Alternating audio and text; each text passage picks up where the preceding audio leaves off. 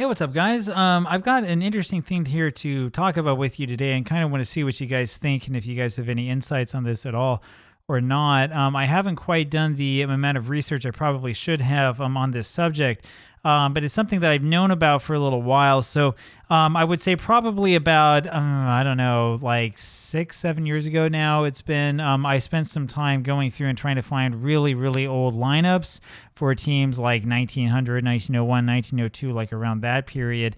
And I noticed a really kind of funny thing with the schedule of the Boston American League team in 1902. So I'll give you a little bit of context here, first of all. I'm not from New England. If you're from New England, you know about this. In the 6 states up in New England, I guess not all up there, is there? So Massachusetts and Maine, but also Florida, Wisconsin, Cincinnati, Connecticut, and North Dakota all celebrate Patriots Day. Patriots Day is something that the rest of us don't. This is held usually on the third Monday in April over in Massachusetts and in Maine.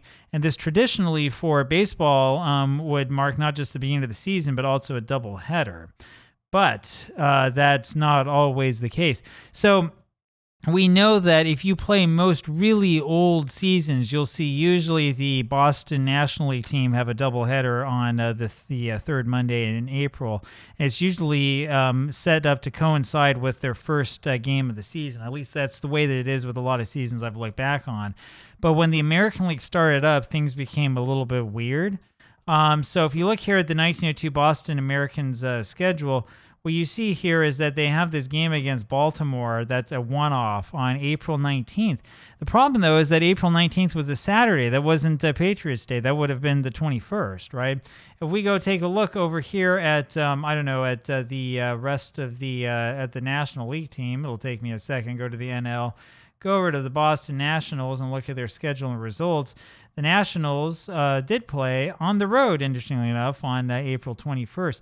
Interesting how that worked. They did, however, have that sort of traditional doubleheader on April 19th. That was their home opener, and you can see that that was deliberately scheduled to be such because they had 2 road games against Brooklyn and then this home doubleheader against Brooklyn right afterwards. Interesting stuff, but the big question is, why is the American League team playing a game on that date? So if we look here, I wasn't able to do a whole bunch of research into this, but I was able to see this. This is a little clipping from the Boston Post, April 5th, 1902, where Gavin of the Boston American League, the treasurer, gave out the following schedule of games to be played by the team prior to the opening of the league season. April 15th, 16th, 17th, 18th, nothing on the 19th, then the 21st and 22nd. So I think from that, you can conclude the team was definitely in the area, but that they weren't really planning on starting the season yet. So I'm not quite sure what happened, but we do know that at least by April 19th, we get this report from the Boston Globe saying 3 games, Boston teams to open on home grounds today. There's Jimmy Collins and there's Herman Long. I've been looking through this, trying to see. So it talks about different star players and the like. I'm trying to see if there isn't something in here about like a schedule change. You can see the Boston game against Worcester. By this time, of course, the National League team had already begun the season. But there's no information here that I can find about whether there was a schedule change or exactly what happened. We can look over here.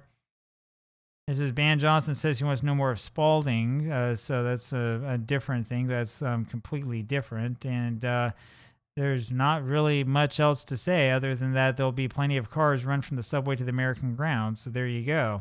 Now we'll take a look here. What happened April 20th, which was the date of the home openers for both teams, you can see that it got front page news. 2 Boston clubs win National American Leagues here. Former divides even with Brooklyn.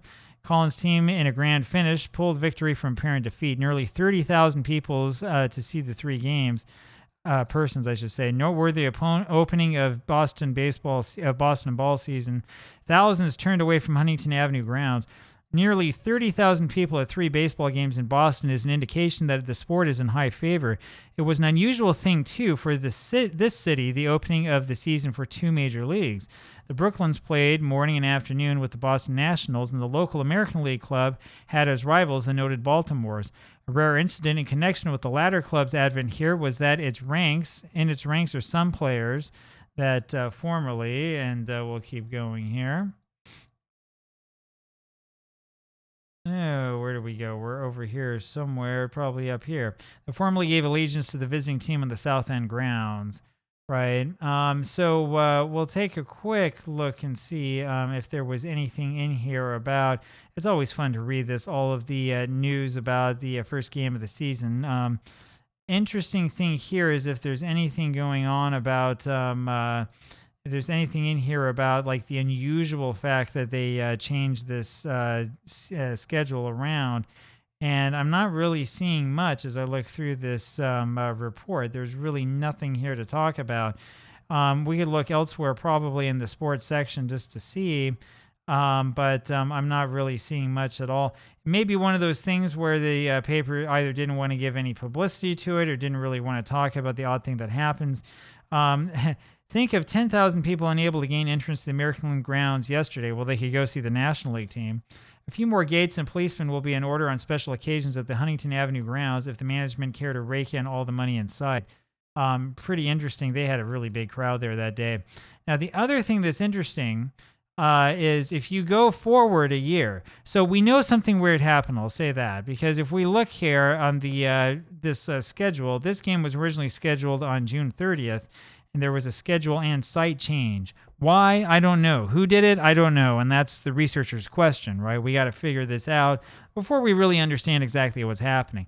The interesting thing, though, is that the same thing happened in 1903. This time, Boston had a doubleheader to start the season off, and the doubleheader was scheduled on the same day that the National League team had a doubleheader at home. Right? Each plays a double bill. Boston baseball teams open today on home grounds. This was for Patriots Day, April 20th, 1903. So the National League schedule had already started, and the American League had not started yet. So we'll take a quick look here and sort of see what happens. It's amazing how they were able to put the complete rosters of the team there so succinctly in one little box. You really couldn't do that. I mean, even by 1908, you couldn't do that anymore. And we'll take a look. Apparently, this wasn't quite first page news, so we'll have to move forward a little bit and see if we can find where the news was. It's also possible we might have to look at the second edition for the 1920 paper, because kind of funny things happen from time to time. You can see the Globe Extra 5 o'clock boys arrested. And yeah, even break for each home nine yesterday. More than 27,000 people at Americans' afternoon game. And a total morning and afternoon attendance for 27,658, which really must have been not easy to stick into South End grounds. And we'll take another look down through here really quickly. So it was Rube Waddell who won in the morning who lost in the morning. Boston won, and then Cy Young lost the afternoon as the Athletics won that one. Attendance actually in the afternoon was 19,282. The morning was 8,376. So they didn't have 20,000. It was actually worse attendance than it was the year before. Interesting to talk about. National League team, meanwhile, the morning game had 1,827, which shows you how poorly the National League was doing. The afternoon game, 3,867. That's a 3, right? Let me know what you think. Is that a 3 or an 8? I'm pretty sure that's a 3. 3,867. And you'll notice, as usual, that in the description, they don't mention anything about the size of the crowd. That gives you kind of an idea. Just wanted to sort of share this with you briefly. The interesting thing, whenever you look into what was happening in baseball in like 1903, 1902 even, is that the American League was winning the war. That much is obvious. The American League was much more popular in every single one of the cities that had two teams. And you can definitely see that here in this reporting from Boston, especially in 1903. It wasn't even close. So interesting to think about. Keep that in mind as we continue to talk more about sort of the war between the American and National Leagues. Oh, yeah, and by the way, that 1903 doubleheader happened after peace was declared, but it's interesting that the American League team once again sort of jumped the gun to get that Patriots Day doubleheader. Let me know if you have any more insight on this. I know some of you probably do. You guys know this stuff better than I do. Let me know down below. Talk to you later. Bye.